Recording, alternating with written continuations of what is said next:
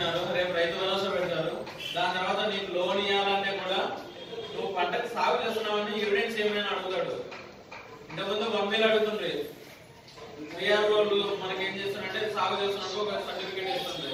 ఇప్పుడు అట్లా సాగు చేస్తున్నట్టు ఏంటంటే ఎవిడెన్స్ ఈ క్రాప్ బుకింగే. కాబట్టి ఈ క్రాప్ బుకింగ్ 100% జరగాలి. మన వంతు బాధ్యతగా మనం రైతులకు చెప్తేనే వాళ్ళు మనకు సహకరిస్తారు. మనం ఏమన్నా చెప్పకపోతే మాత్రం వాళ్ళు మనకు సహకరిస్తారు. ఈ విషయాలు రైతులకి ఫస్ట్ లాభాలు చెప్పాలి.